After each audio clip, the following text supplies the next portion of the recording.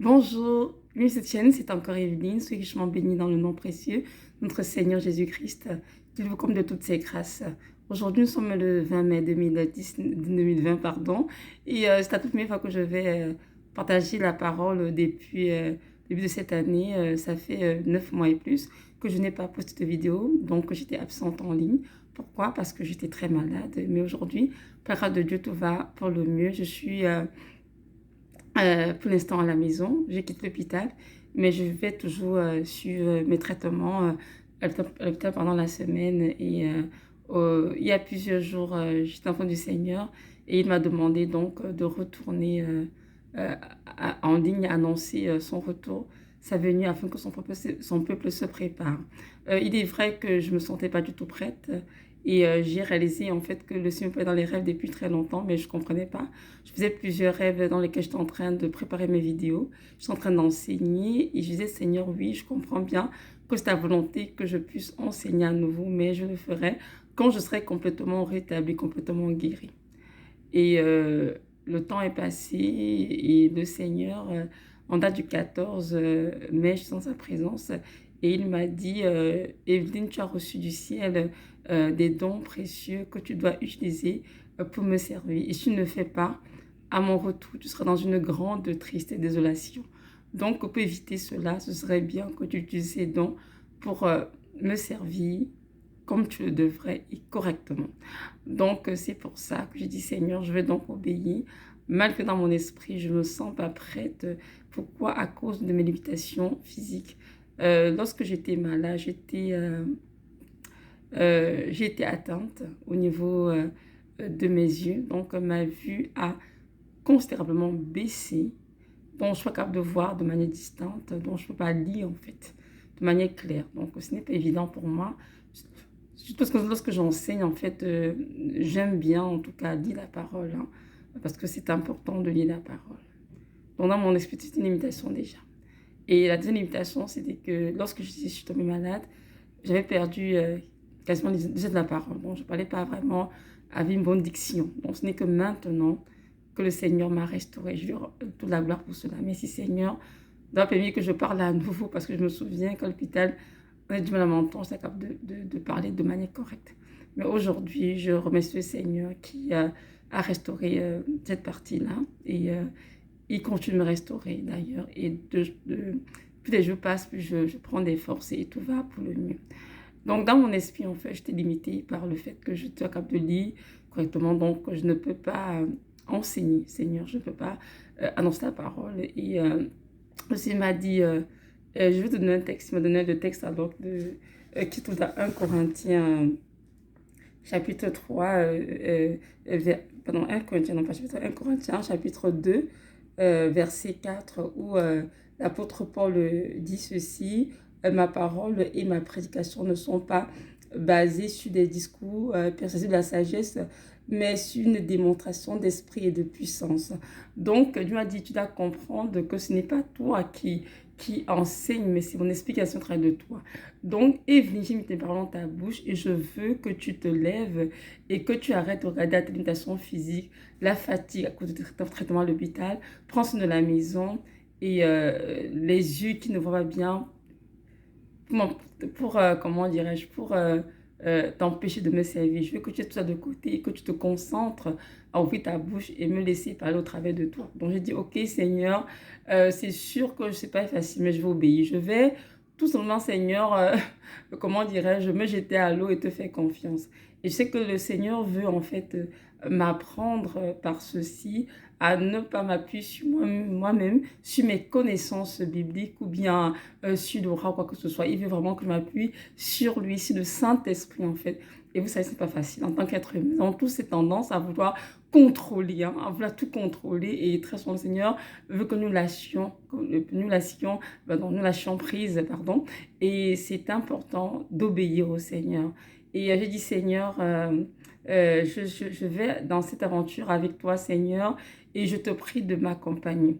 Cette vidéo, je suis sûre que vous qui m'écoutez en ce moment, il y a peut-être parmi vous qui ont reçu de Dieu l'appel aussi de faire des choses pour le Seigneur. Ça peut être prêcher comme moi, enseigner, exhorter, prendre soin des enfants ou bien évangéliser, ça fait n'importe quoi. Mais à cause de limitations physiques, de vos limitations, vous dites, oh mais non, je ne peux pas faire ceci à cause de ça, je ne peux pas faire à cause de ceci. Mais je vous encourage vraiment, et moi, je m'encourage moi aussi, à laisser tomber euh, tous ces raisonnements en fait, et de tout simplement vous confier en ce Dieu qui vous a appelé et qui est fidèle pour vous accompagner dans l'appel, pour vous aider. Donc aujourd'hui, ma vidéo en fait parle tout simplement des limitations face à l'appel de Dieu. Donc souvent Dieu nous appelle, mais nous sommes limités. Les limitations peuvent être physiques, elles peuvent être mentales, ou même spirituelles. Donc comprendre que le Dieu qui nous a appelés a tout établi, tout préparé avant que nous naissions pour pouvoir entendre l'appel et le servir comme il le veut. Donc, ce qu'il nous demande, c'est de lâcher prise, de lui faire confiance et de tout simplement nous remettre entre ses saintes mains et il fera le reste. Donc, c'est ça. Je dis, oui, Seigneur, je vais t'obéir. Je veux t'obéir, Seigneur. Même si ma chair ne veut pas, je vais tout simplement faire comme tu demandes et je vais donc retourner en ligne pour commencer, continuer, je dirais, on va commencer, continuer à nouveau à annoncer ta parole. Donc, nous avons, on va dans la parole, hein, que nous ne sommes pas les seuls, si nous sommes limités. Il y a des hommes de Dieu qui, lorsqu'ils ne peuvent s'appeler, ont Dieu Seigneur qui ne veut pas pour X ou Y raison. Donc, on voit par exemple au niveau de l'appel de Moïse, lorsque Moïse a été appelé à servir le Seigneur, nous savons tous que euh, Moïse a dit au Seigneur qu'il n'avait pas la parole facile et qui ne pouvait pas aller aider le peuple d'Israël de l'Égypte. Le Seigneur a dit, non, c'est moi qui t'envoie, moi l'Éternel des armées, et je te mettrai dans la bouche de ce que tu leur diras. Je t'enseignerai ce que tu leur diras, et tu te diras ce que je t'ai commandé, donc ne t'inquiète de rien. Et Moïse, évidemment, il était dans la crainte de ne pas se faire comprendre, de ne pas être à la hauteur de l'appel, mais le Seigneur lui a dit, la référence, c'est dans Exode chapitre 4, versets 10 à 17. Donc, comme vous comprenez bien, je ne peux pas mettre à lire de manière succincte toutes les Écritures, mais je vous donne les références que vous pouvez les lire chez vous pour bien comprendre les textes. Donc, les textes, pardon. Donc là, le Seigneur a, a demandé à Moïse donc d'aller aider, d'aller faire sortir le peuple d'Israël de la servitude. Et Moïse a dit, tu sais Seigneur, je n'ai pas le langage, la parole facile. Et l'Éternel a dit donc, qui a donc fait la bouche de l'homme? C'est le Seigneur qui rend muet, qui rend aveugle. C'est le Seigneur. Donc, le Seigneur demande tout simplement demande à Moïse de ne surtout pas s'inquiéter. Il a dit, va, je serai avec ta bouche et je t'enseignerai ce que tu auras à dire. Et Moïse, évidemment, a fait confiance au Seigneur et il a accepté d'y aller et son frère Aaron devait aussi l'aider parce qu'Aaron avait la parole facile. Dieu a dit oui, Jean, je serai avec ta bouche, la bouche d'Aaron. Je vais enseigner ce qu'il conviendra de dire au peuple d'Israël, au peuple d'Israël, oui, et aussi à Pharaon. Et c'est ainsi qu'ils ont obéi. Donc ici, Moïse était limité. Il ne voulait pas aller sur le Seigneur parce qu'il disait qu'il n'avait pas la parole facile. Mais Dieu lui a dit non, vas-y, car je serai avec toi et je vais t'enseigner ce qui conviendra de dire. Donc, c'est pour ça que Moïse a donc obéi au Seigneur, donc parti. Nous voyons aussi dans le cas du prophète Jérémie, lorsqu'il était appelé pour le Seigneur, il a dit la même chose. Hein? Il a dit qu'il n'était qu'un enfant. Nous pouvons le voir dans Jérémie chapitre 1, page de verset 5, je dirais de verset 5 jusqu'à 10. Donc, vous pouvez lire jusqu'à la maison, vous pouvez lire à la maison, bien comprendre le texte. Donc, on voit bien que le Jérémie avait été appelé Seigneur. Parce que Seigneur dit ici, avant que je t'eusse formé dans le ventre de ta mère, je te connaissais. Et avant que tu fusses sorti de son ventre, je t'avais consacré, je t'avais établi pour les nations. Alors je lui répondis, ah Seigneur éternel, voici, je ne sais point parler, car je suis un enfant. voyez-vous. Donc ici, Jérémie était limité du fait qu'il était très jeune. En âge, il était qu'un enfant. Il disait, je ne sais pas encore parler. Donc, il dit, Seigneur, attends que je grandisse d'abord. Quand je serai assez grand, quand je saurai bien parler, là, je pourrai te servir. Et le Seigneur lui a dit, non, ne garde pas cela. Ne dis pas que tu es un enfant.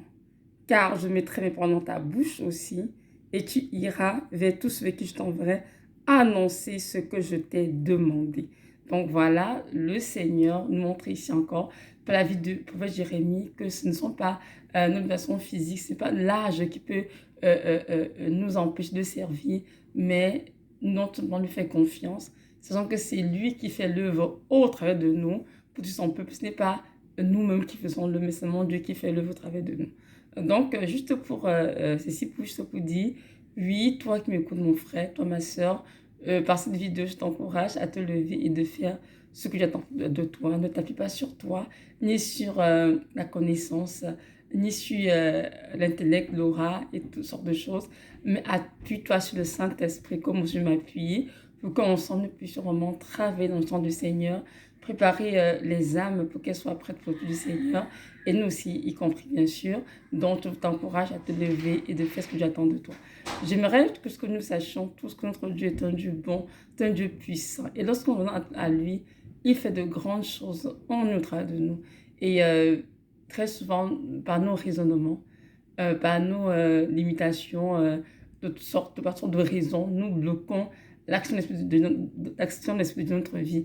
Mais j'aimerais vraiment que Dieu nous aide tous à arrêter cela et de s'en lui faire confiance en obéissant, sachant qu'il est avec nous et qu'il fera toutes choses de bonnes pour sa gloire. Donc voilà, je suis de retour en ligne. Je vais poster quelques vidéos de temps en temps et je bénis le Seigneur de Tout-Puissant qui m'a vraiment arraché de l'ombre de la mort et qui m'a donné cette grâce à nouveau d'ouvrir ma bouche. J'étais tellement malade que je n'ai pas su que je pouvais parler à nouveau un jour, mais aujourd'hui je peux parler, c'est vraiment la grâce de Dieu. En ce qui concerne la maladie et la restauration, j'en parlerai dans une autre vidéo pendant celle-ci et j'irai de bout en bout dans mon témoignage. Mais j'aimerais juste qu'ensemble, joignez-vous à moi, que nous rendions grâce à ce Dieu puissant, ce Dieu merveilleux, Jésus de Nazareth qui m'a arraché du séjour des morts de manière triomphale, sans sa grâce. Je ne serais pas assise ici aujourd'hui en train de parler. Et je rends grâce à Dieu pour cela. Merci mon Seigneur, que ton nom soit béni. Donc voilà, c'est ça. Je nous encourage tous vraiment à ne pas baisser les bras. Soyons vigilants. Vaquons à la prière, à la lecture des Écritures, méditation.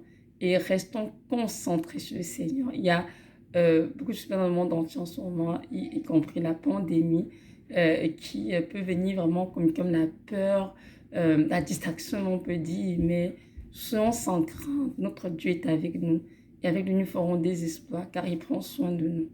Notre Dieu est un Dieu merveilleux, il fait sur ses enfants. Je vous encourage à faire le 191 tous les jours, matin et soir, sur vous, sur vos enfants, sur le membre de vos familles. C'est le somme de protection par excellence.